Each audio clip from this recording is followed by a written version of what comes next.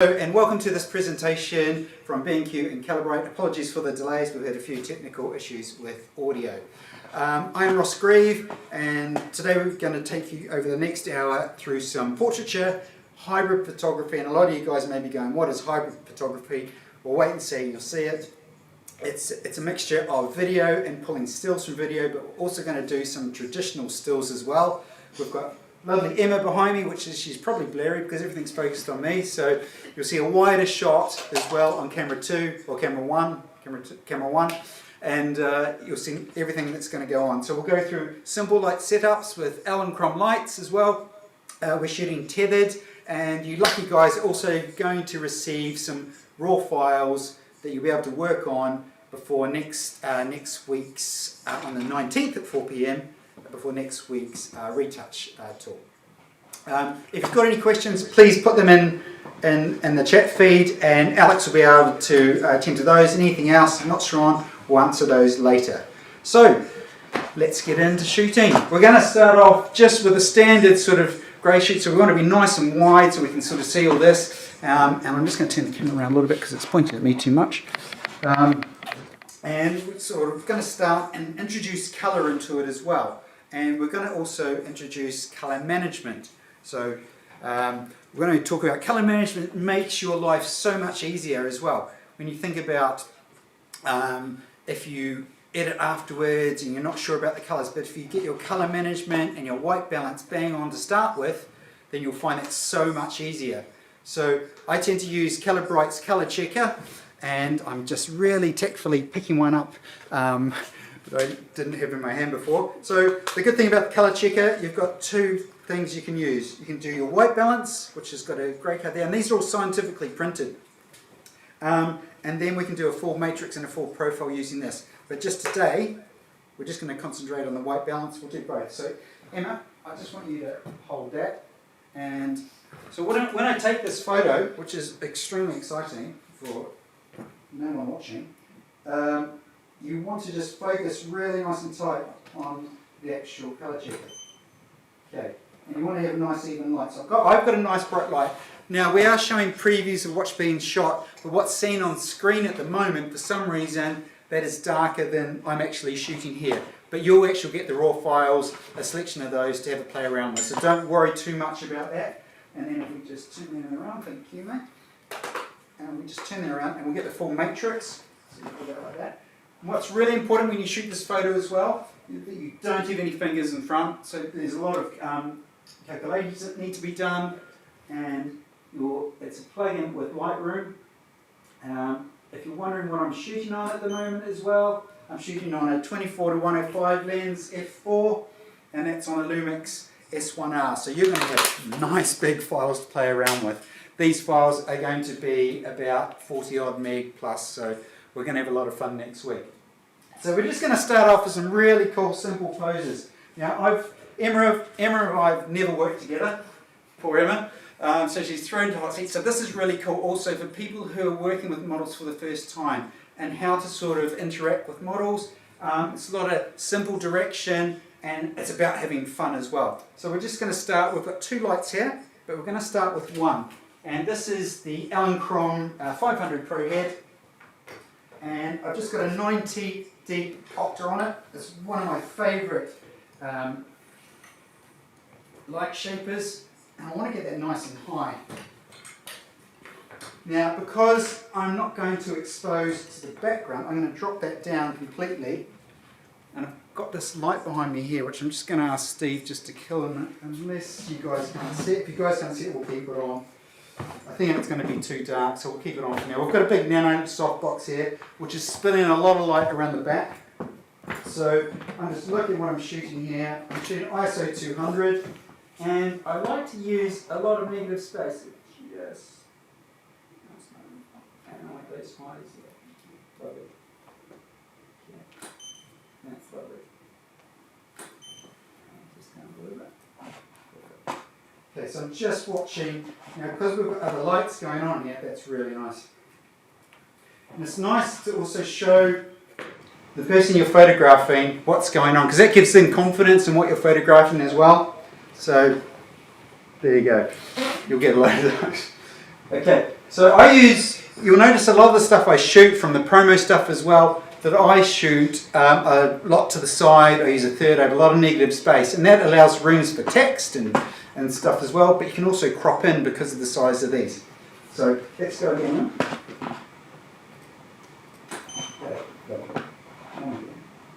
So I'm shooting about 4.5 because I want to get her eyes nice and sharp and straight in the lens this time. Now Emma's 5'9", I'm 5 nothing, and I'm on my tiptoes. That's lovely. Okay, so what we're going to do now, we're just going to adjust the light, and we've been shooting from the side here. I want to actually move it, and I turn the power right down to its absolute minimum.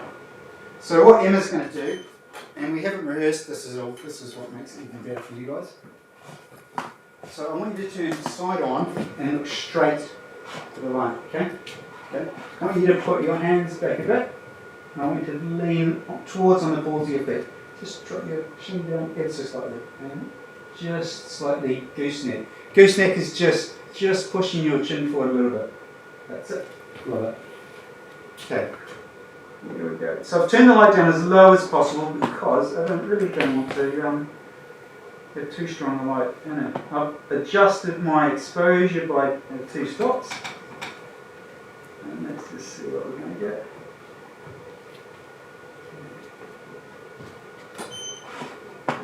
I'd say I'm a little bit hot, and that's because this is bouncing around, and I've also got another light on in the background.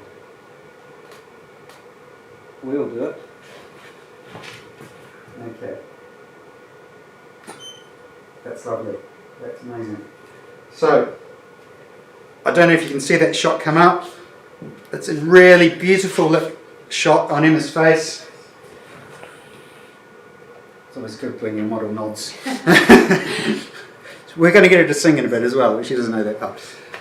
So it's really simple because the light is really soft, and what it does, it'll give definition on the face as well. It's not just about, look forward at the camera all the time. If you turn things sideways and you just work with people balancing on their balls of their feet, give a nice posture as well. And when they've got a really nice profile like Emma has, it makes life really easy as well.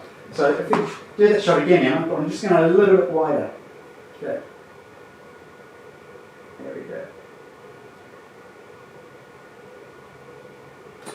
Okay, but this time, I just want you to turn towards me. Just turn your head and shoulders towards me if you can. On me? Just rotate from the hips. So rotate from the hips, that's it. So we're still going to shoot nice and high. Just keep that lean, that sort of shape. That's it, perfect. So, lovely. Okay, and then you're going to get a completely different look because the light is in the same place. But obviously Emma's face is turned a little bit. So the face that is closest to me, so the face is going to be darker, which looks really cool. Just keep that. Okay. Beautiful. Lovely. Oops. There we go. Okay, I'm just going to get Emma to pop on a nice bright jacket now, and we'll do a quick change. So that's what we're about, doing really nice bright colours as well. The beauty about the BenQ monitors, which I've been using, and you would have seen the review I did on the SW271C. The beauty about that, it's like retouching on photographic paper as well. It's a really non-reflective screen as well. We're actually using 2 of them here. One set up is the side monitor so you can see the previews, and the other one is set up for the tether. And when you're editing, it will change. But the beauty about this series is it's hybrid. So you can do video, and I do a lot of video now because the way the industry has gone, you have to adapt and make yourself workable. And I've got a lot of video work coming up now as well as still. So it's really cool to have a new skill set. But these monitors will do both jobs, where before you would have a specialised video monitor and a specialised photography monitor. So those who are thinking, okay, well, what if I'm a videographer? What happens if I want to use a colour checker? They've made a colour checker for videographers as well. So that's a very cool tool to use. Now we've got some colour. We are in Wales, so we have to go with red, okay? And it's a fantastic bright colour. Now, I've got this light on the side, and I just want Emma to go to the back. Rather than stand at the front of the octa, I want to just go back. And that light is hopefully just going to wrap around her face a little bit. Just going to tilt it down so we get more of it there. That's it. That's great. That's a great look. There we go. That's beautiful. That's, yeah. You read my mind. Fantastic. So it's really cool when you're working with someone and they understand how crazy your mind is as well. So awesome. And now I'm going to move that around to the front. So we've done some of the sides, same position for Emma, and I'm just going to rotate this. So now we're at about 45 degrees-ish, 45 degrees. Steve, is that camera wide enough for everyone? Just make sure they can see everything. Great. Okay. And there we go. Okay, now I forgot I turned the power down on that, so I've just got to dial it up a bit. Who hasn't done that before? That's alright. At least I remember to put the card in the camera this time. Okay. Now I also use back button focusing. So I focus with this thumb, and people sort of wonder why. It just makes my trigger a little bit quicker as well, and maybe that's from photographing sports and people, but it does make life easier. So here we go. That's fantastic. Lovely. And just turn your head towards the light for me, please. That's gorgeous.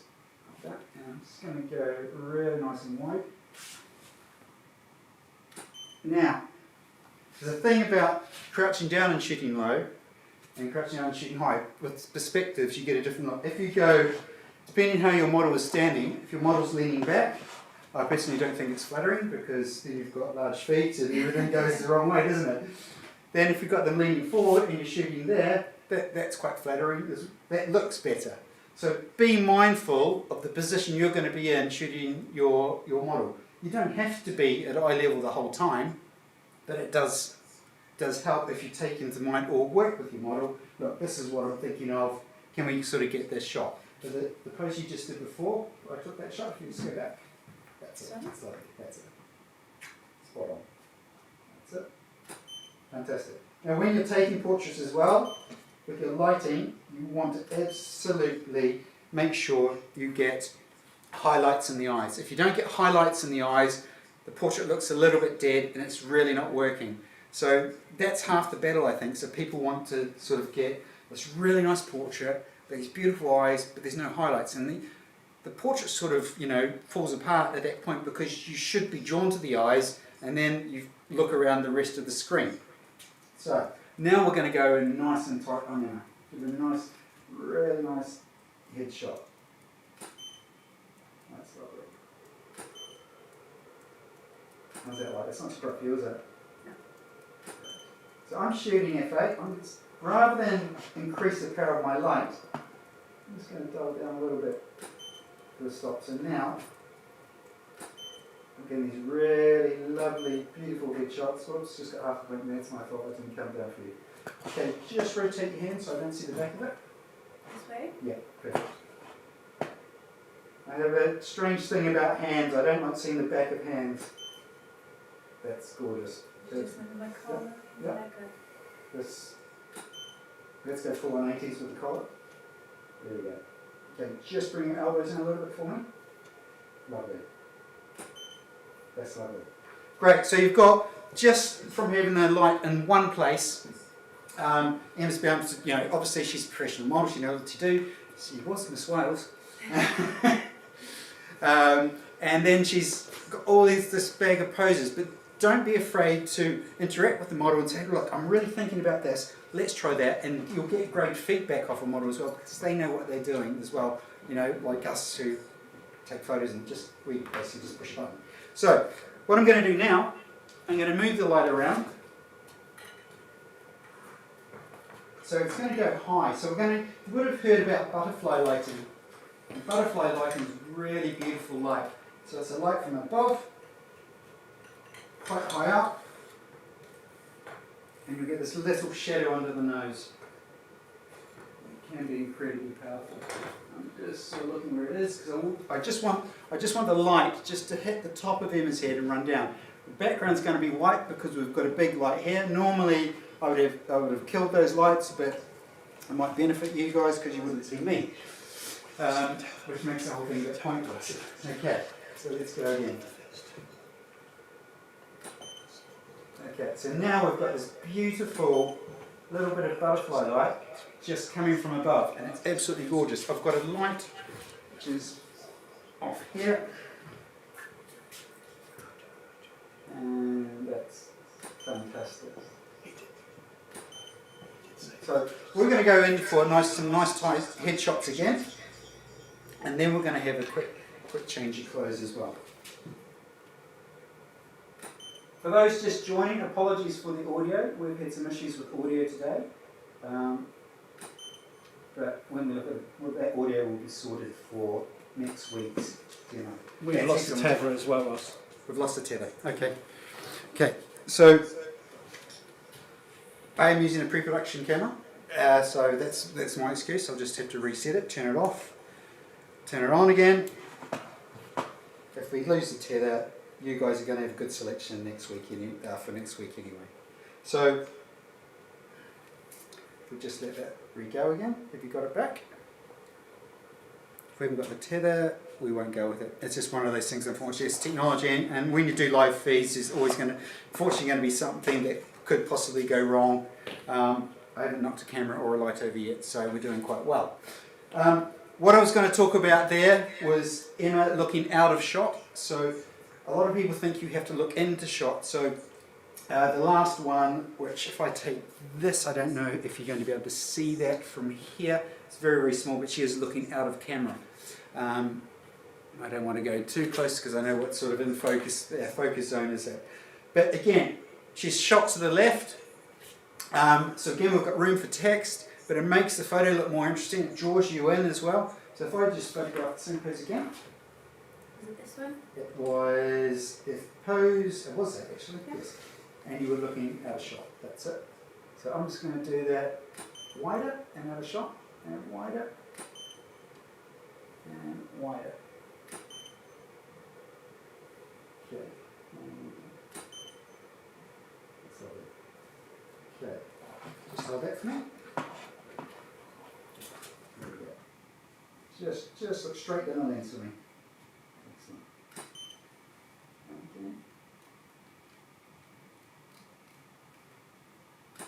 Excellent. Okay. So now we've had a butterfly lighting, we've had that fun. So what happens when we bring in a bigger light? So obviously we've had quite a small light source there. We've got a blooming big light source there that I keep looking into. I'm going to change into the other one. Yeah. Yep. So now we've got a 3-foot octabox, and this is ideal for say families and stuff like that, but it also can create a really beautiful wraparound as well.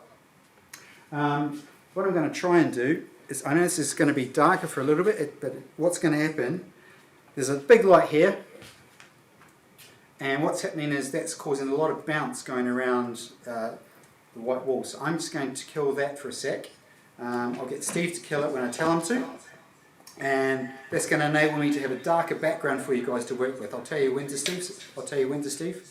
Keep it back on. So I'll tell him when to do that, and it's gone off. So, okay, so what's going to happen, Emma's got the lovely yellow light, so I'm going to be able to give you a nice dark background as well. All going well. Okay, so there's lights on there, lights on there. Just going to drop that on actually. I'm just going to use this one again for this shot. When I go anywhere to do corporate shots, anything like this is my go-to to get one light, and that's my standard. Okay, so I'm just going to do a quick test shot, which is 4.5. Let's go again. Right there. Okay, Steve, you can kill that light, please. Okay, so we've got some pretty bright stuff. I'm just going to shoot this, and the background's a little bit dark for you. Okay, Steve, can you pop back on?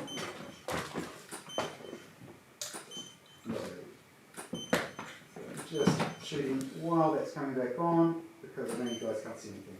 There we go, we're back in the zone. Lovely. So I dropped down to a 50th of a second there, which was nice. And now I'm shooting back to 100 between F9 and getting some beautifully sharp photos. I'm going to check the power I've got on there, which is only 1.1, but I'm just going to crank that up a bit. I could do it on here. And so we're going yellow now. Positive thinking. There we go. Right, so back to our light at the side. And this time I want you to just come to the forward light. So you're just on the edge of it, okay? And then I want you to look towards that light again. And then keep your hips where they are, turn your shoulders back towards you. That's it, lovely. Okay, so this should be quite dramatic. Yeah. Just take half a step back for me, huh? Back towards the back of the light. That back. There we go. That's lovely. And then just rotate your hips really around towards me again. That's it. That's it. Lovely. And again, just take half a step back. Lovely.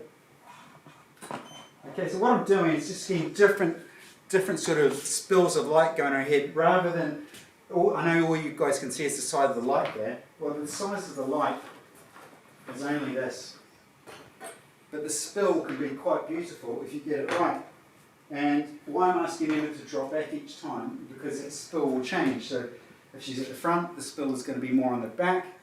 Each time she steps back, her face comes into it more, and she gets a better spill onto it. So it's really important just to grab those shots when you've got the time to do it, that you can actually just get different spill, different looks, and whatever your client's after, it gives you a bit of variety to show them as well. Okay, here we go. That's lovely. Well done. And just head slightly, that's it. Keep it in position there. That's fantastic. So I'll take a shot with the light in, just so you can see it, and I'll show you that to you next week as well. Okay. And straight in. Just a little bit around this way. So what's happening is, because I've got Emma's head position there, I just want to get a bit of a catch light in her eyes. And that's lovely, that's gorgeous. Like that. Awesome. Okay. So we're going to turn this light off for now. And we're going to actually use that maybe as a rim light. We're going to turn that one off. I'm going to bring in its big brother, which is the 3-foot octabox. And this is, like I said before, I use this for families. And I've also had it as a hair light as well. So just nice and high and above on a boom. It can be really, really nice. And with all lights, the best thing what to do, people go, oh, how do you do that, how do you do that? The best thing to do is just practice, practice, practice. Get your lights, do what you want with them, put them on all these cool places that you might think is a bit insane. And just put it out. Okay. Now we're looking. So the spill on this light is obviously a lot bigger than our small light, so you've got lots more coverage. So you can feather it, and by feathering, you just move it around, and the light will effectively move off it. I haven't got modelling lights on it today because we're quite bright in here as well, and I didn't really want to put extra lights on. So you don't always have to shoot everything really narrow. I know a lot of people like to shoot on primes, and I've got a 50mm prime here, but I tend to find this, this can go down to f4. I've got a good range between 24 and 105. I don't really want to be shooting too wide, because if you shoot portraits wide, I think it's unflattering. You want to be looking at 50mm plus. And when I change on here, it's telling me on the back of the camera what focal length I'm at anyway. So if I'm shooting about 85mm, which is another nice focal length for portraiture, that works really well too. So I've only got this on 1.6, so I'm just going to do a couple of test shots with Emma and see how our light is. And don't be afraid to tell your client, that's actually a really nice soft light. Just slightly a little bit lower. Don't be afraid to tell your client, oh, just jump in there and let me take a couple of test shots. Because if you say that, they'll be relaxed and you can get some really, really cool test shots without them even realising. And a way to do this, I'm going to show you in a sec, is called 4K photography. And we're going to do that in a second. So I'm going to dial this up a little bit. Turn this down to 8. So I'm shooting really high, so everything is sharp, and Emma's plating is fantastic, so it looks great as well. And I'm just going to bring this other light in now, on this side. So we've sort of got, each light is at 45 degrees, so you've got a key light, which is this one here. You don't want your lights at the same level, you want to have a bit of definition. So if this light's more powerful, this light's going to be a bit less. Obviously this side is going to be darker. So here we go. That's great, look. Excellent. I'm just checking my light's power. I'm just going to drop this one down so I think I get a bit powerful. I'm going to discharge it as well before I shoot them because that energy will still be stored in them. Here we go. So I'm shooting and coming right back here to cameras I know. My little head in front of you guys. Okay. I'm shooting about 75mm. And that's lovely. Great. Okay, so what we're going to try and do now is show you what happens when you shoot with 4K photography. And 4K photography, we're going to count for Emma, bless her. So what happens with 4K photography is we're going to film it for about 10 seconds. We're going to count to 10. You can count at home if you want, it might be slightly weird. And then we're going to get potentially 300 shots in 10 seconds because we're filming at 30 frames a second. And you're thinking, why are you going to film? And the reason is, when you shoot this way, you get all the movement that is in between. So with Emma doing her poses, we get all the shots that are in between. So, and that's really, really cool. Rather than just the normal poses, which people are used to, they hear a shutter go, or they see a strobe go, and they will move pose. Now, Emma's never done this before, which is even better, so it makes it more real. And we haven't rehearsed this before today as well, because we haven't met before today.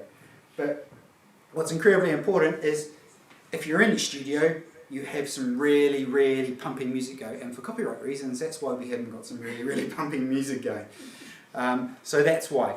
So you can either do it in 6K or 4K, it's entirely up to you. And that just depends on how you like to shoot. I'm just going to quickly change the camera for a sec. I'll be with you in 2 seconds because I just need to put a battery in my camera. Is this the part where I sing? This is the part where you sing and feel the interlude and all that amazing stuff that you do.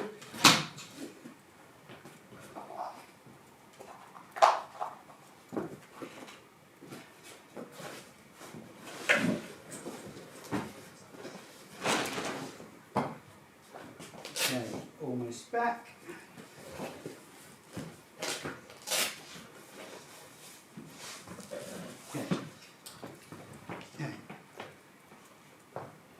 Okay, so all I'm just going to do, guys, I'm just going to quickly have a look at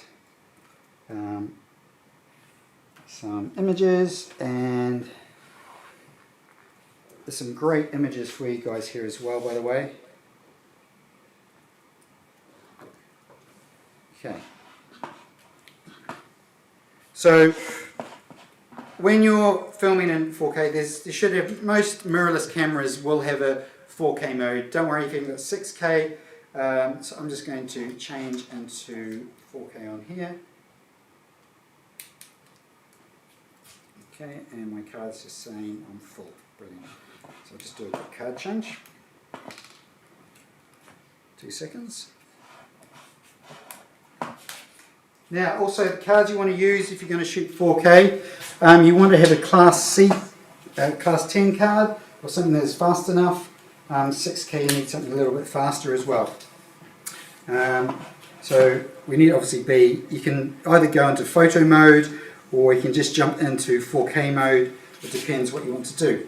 And I think I've got my setup down here, so I'm just going to jump into quick menu on here, and 4K mode should jump up, so which is actually set as quick menu 6K mode, which I don't want because I want to set you guys 4K. Okay. So now, the way I also shoot, so some people look at cameras and there is burst modes, there's a start-stop mode, there's different modes. I tend to shoot on the start-stop mode because I've got more control. So I can literally push the button and go start and stop. Now, it's telling me already, I know I'm in the mode because it's telling me minutes and seconds rather than how many shots I've got left. So I know I've got 4 minutes, but we're only going to shoot for about 10 seconds.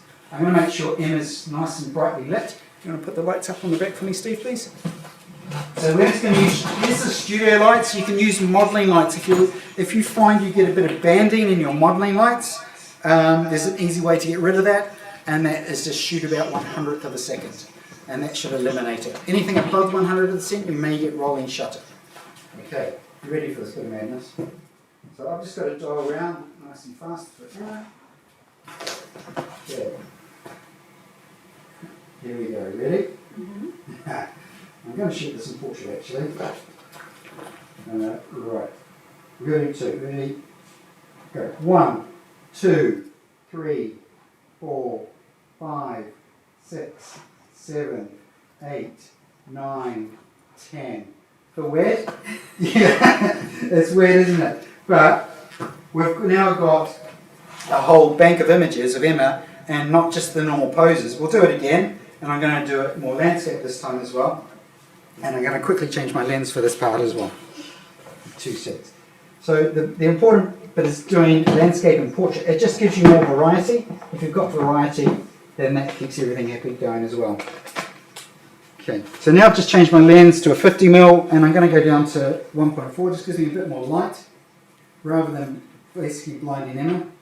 I don't want to go too bright either, and I'm focusing on her eyes. So 1, 2, 3, 4, 5, 6, 7, 8, 9, 10. Brilliant, well done. Now, the difference when you're filming in 4K and 6K, obviously it's quite weird because it's quiet, and you're getting the bits in between, but don't feel you have to blast everything with light. You can adjust that afterwards. It's always good to keep the detail in as well. But think like a photographer when you're doing it, because all you're doing is exploiting the high frame rate. So you're shooting at high frame rate, 30 frames a second. You don't have to push it up really, really high. So that will give you a third of forward as well. You can also just put it on a tripod if you find it easier to do that as well. All my tripods are being used at the moment, but you could just put it on a tripod, but make sure you hold it still. So don't wave your camera around and get them to move around, because then your photos and it's going to come blurred because of the movement of your hand and from the movement of the model. So if that makes sense, I hope. You would have seen a dog I photographed years ago. It's a black and white dog running towards camera. That's how that was achieved, and that was shot in 4K. And from a 4K you'll get an 8 megapixel file. From 6K you'll get an 18 megapixel file. The files you'll get are JPEGs. You don't get a RAW file filming this way. But the JPEG quality is so good these days, then it doesn't really matter. So I think that's it. So we're going to go back to normal now. So we've got lights on. If you can just kill the other lights, please, Steve. So we're going to go back to sort of normal shooting. If you've got questions, please put them in the questions, and Alex will try and answer them. And we'll have a quick sort of Q&A at the end as well, and we'll answer as much as we can. I'm sure Emma's got a few as well. Okay, so we're back into our lights now. So change your lens. I'm now shooting at 100, and I've got 50mm on. So let's see what we've got here. And classic Ross, left it in 4K mode rather than changing it. So change it back to single mode, and we're back again. There we go.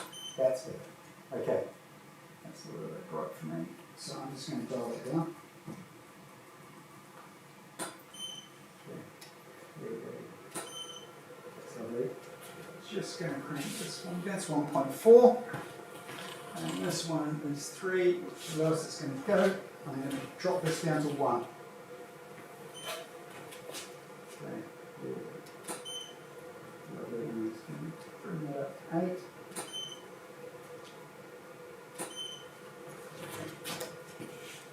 So now I've just pushed that away, and the reason is, so I just want a bit more light on Emma, but I also want to chuck a bit more light on the back as well. So the light on half of this is going to bypass Emma, and that's going to hit the background, and the rest of it is just going to nicely light Emma's face.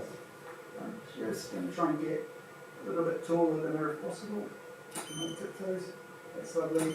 And again, there we go. Gorgeous. Lovely. Fantastic. It's so nice when you push buttons sometimes. But that colour looks fantastic as well. I think for me, the red looked amazing. But we've got one more jacket which you really want to try. So if you want to pop that on. So we've gone from red, we've done all these really cool colours. And remember, if you use your colour checker, especially if you're photographing clothes, weddings for example, you need to get the bride's dress absolutely bang on. I remember a few years ago I was shooting a wedding and the bride's dress was this slight off peach. It was a very particular colour, so you couldn't really fake it in post-production. But I had a colour checker, did that, and I did that in every light situation. So if you go outside, take a new reading. If you're in the church, take a new reading because the light is different there. In the home, at the start, take a reading. It's just one reference point, and it makes your life so much easier at the end of the day. And you'll be really glad you did it. So I'm just going to raise the height of this light here a bit because I want it to come down. And that's also going to stop a bit of spill on the back. So that means because I've tilted it down, I need to take it bigger. Roughly about a metre, roughly to me, or a large step is about one stop. So if you don't want to dial your lights down, or you can either move them away, or if you want to really dial them down and get them nice and close like we did earlier. Okay. There we go. And straighten them out. Okay. This is fake fur, by the way, just in case everyone's wondering what it is. Lovely. And just go really tight, that's it. So I'm quickly going to change the lens. I want to change the lens because I want to zoom in really tight because I'm shooting a prime lens. That doesn't give me that luxury to sort of walk in nice and tight, which is probably why I use this 24 to 105 over and over all the time.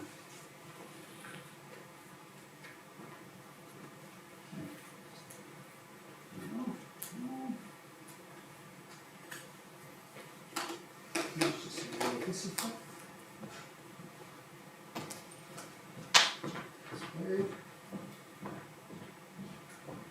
Okay, we're back in the room. So, really nice and tight. I'm actually 105 mil on it now. That's fantastic, straight down. That's gorgeous. And just same again. I need to get a step better next time. That, hold that again. Put it down for me, and it's on. Gorgeous.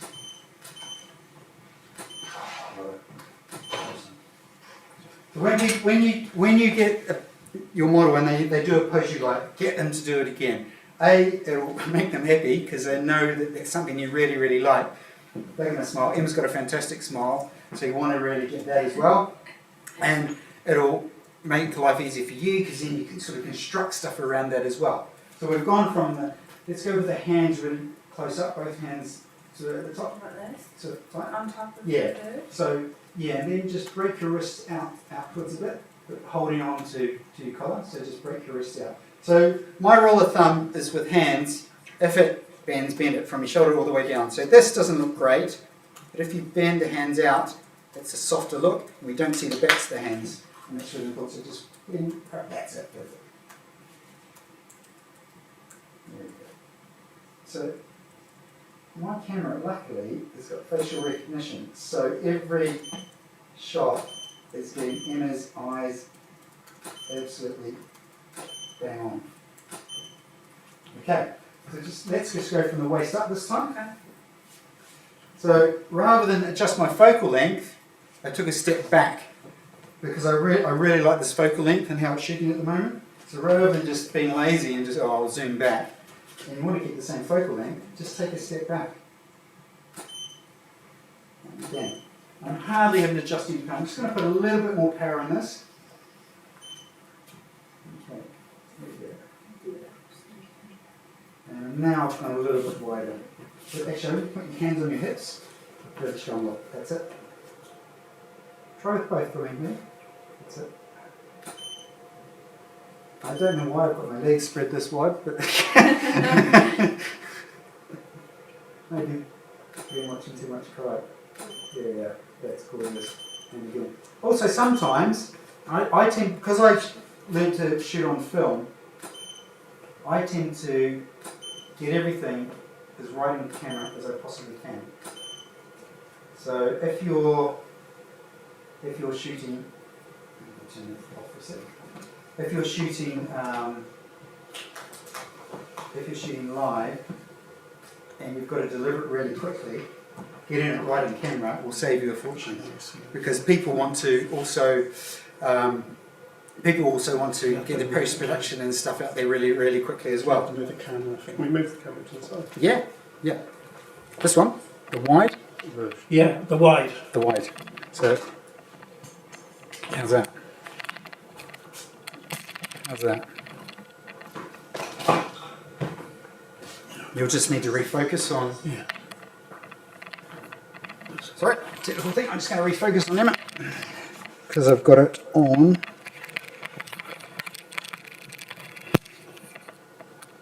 This is the wide.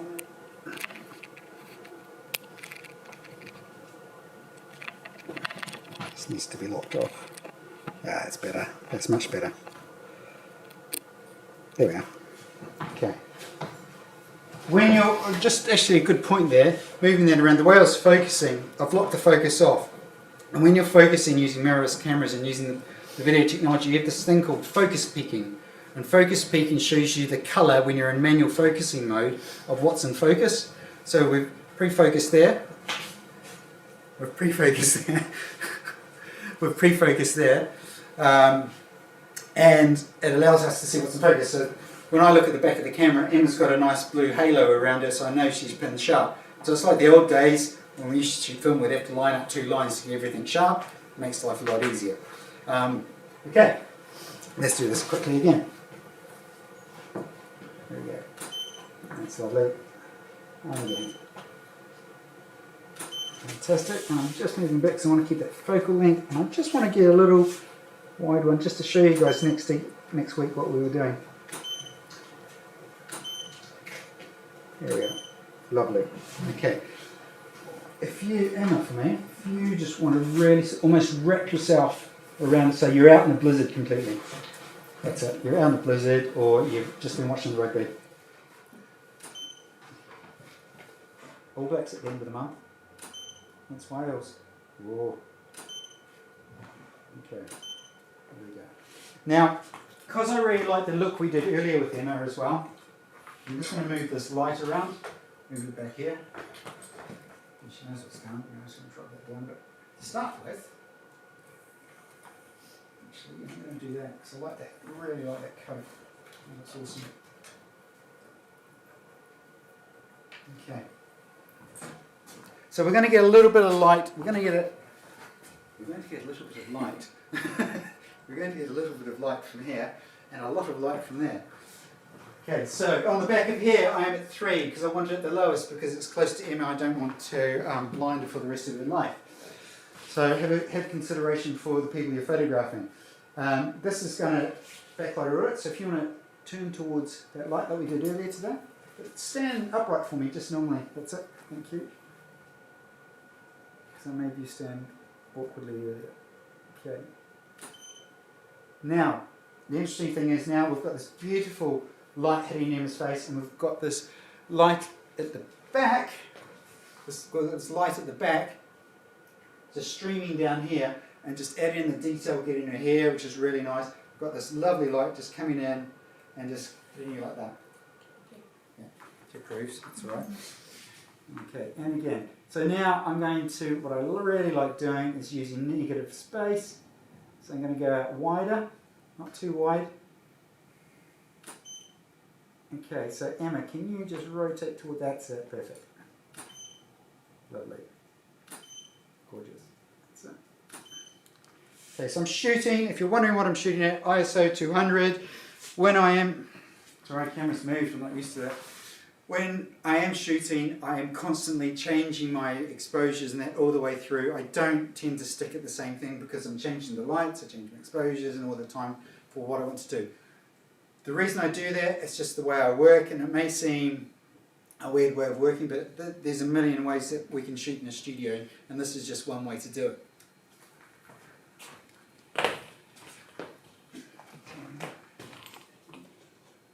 It's too long. Okay, here we go.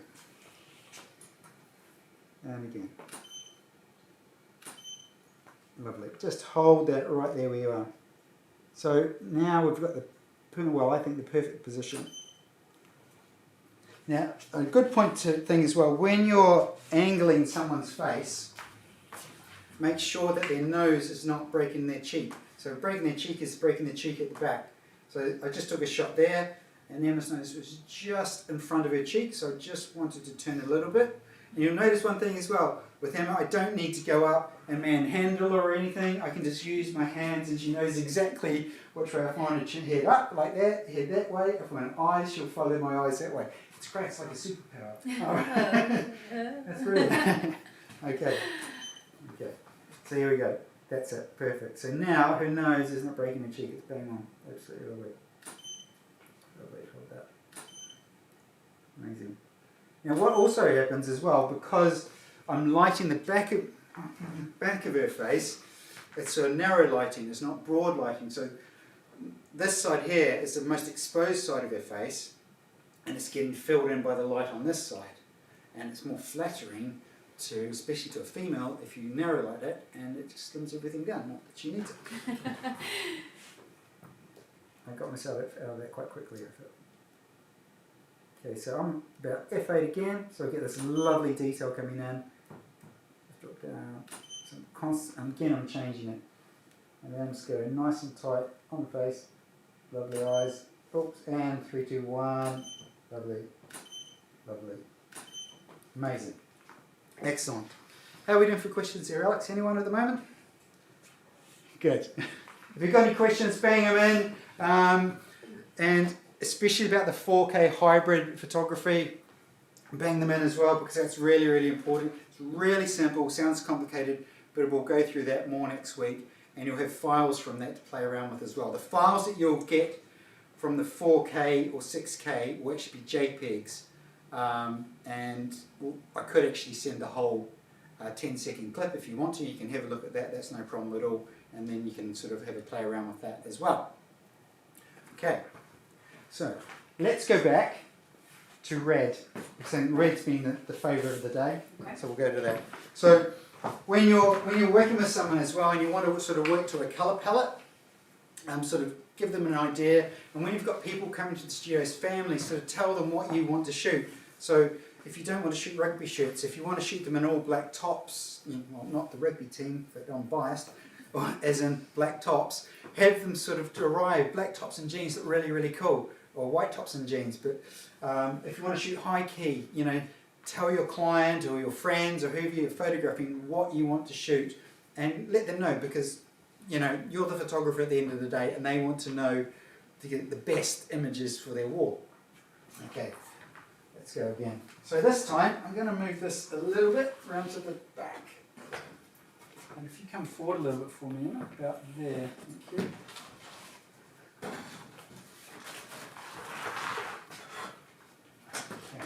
So this is sandwich lighting. So this has now become a kicker at the back. A kicker is a light that will put a light down the edge of someone, and we've got our main light at the front here. Your kicker can be the same exposure as the other light, that's no problem at all.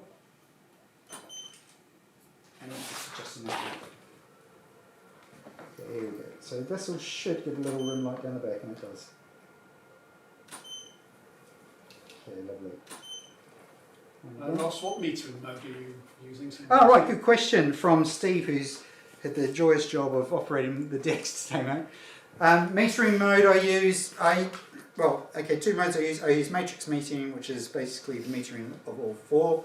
You can use a light meter if you want. I haven't used a light meter in years because the metering in cameras is pretty good.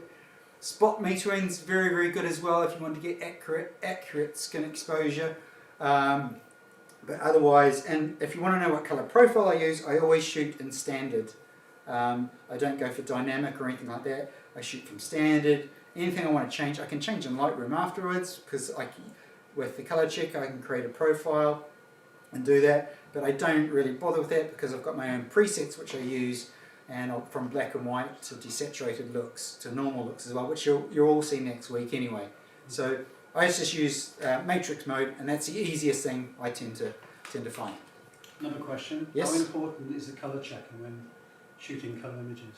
Extremely important. I can't work without it, and I was the classic guy. When I met the guys from Colour Bright, which was back in the day, they were X-Rite, I actually was the guy who used to get prints and hold them next to my screen and go, oh, that's about right. Your eyes are not that good. They are very good, but they are not that good. Once you start using a colour checker along with say an i1 Studio and a screen calibration, your printing will change, your imagery will change for the better. And it sounds complicated, but it's the most simple thing to do. I do it maybe once a week, if that, because I get a reminder anyway to say my screen will be calibrated. The BenQ monitor knows when it needs to be calibrated as well. It will say it needs to be calibrated.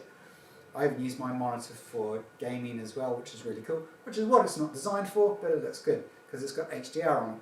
But going back to the colour checker, how important is it? It's so important, and that's why I use it all the time. If it wasn't, I wouldn't be banging on about it. I've talked about colour management to people as well, and normally in the room when you ask who does it and they put the hand up, say you have a room of 50 people, 5 people will put their hand up because they don't understand the importance of it, and I didn't understand the importance of it until probably, I'd say, 5 years ago. And I've really sort of immersed myself into it. So yes, it is extremely important. Yes. Okay. One Yep. more question. Yep. Is the colour checker for setting in-camera colour balance or processing software colour balance? There is a plug-in for the colour checker that goes into Lightroom. So where we saw the matrix at the start, which had is this one, and which had all that. So that can help you create a profile, and there's a plug-in and it'll read all of that within Lightroom, and it will create a profile from your camera. So that's how that does.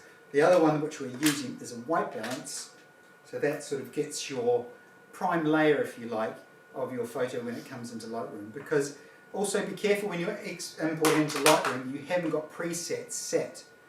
So some people have preset sets when they load into Lightroom, because that sort of defeats the purpose of this a bit. You want to start at the most natural shot out of camera as possible when you're using this, and then you can go and do your adjustments. And also, what's important as well, the room that you're editing in. It's no point editing in a bright room with a bright screen, because you're just going to have glare and it's really hard. And iMacs are notorious for that. I use an iMac, but I don't use the iMac for editing. I've got the BenQ monitors beside that, so that's my secondary monitor. And that also makes my workflow a lot easier having 2 monitors. I'll say it now, I personally think iMacs are horrendous to edit on, and I've said it in reviews before, because they are so reflective. When you're editing on a flat monitor, it makes life easier, and it's like you're editing on paper. I hope that sort of answers your question in a roundabout sort of way. Yeah. There's more. More? Go on then, keep going. Questions are good. Peter Morgan would like to know, would you use this as part of your workflow when printing also? Definitely. So you've got your whole workflow starts with your source, which is your camera, then using your colour checker, and then going right through to the printing stage. That's what colour calibration is about. Colour calibration and monitor calibration work hand in hand, which when you get your final product, print is king.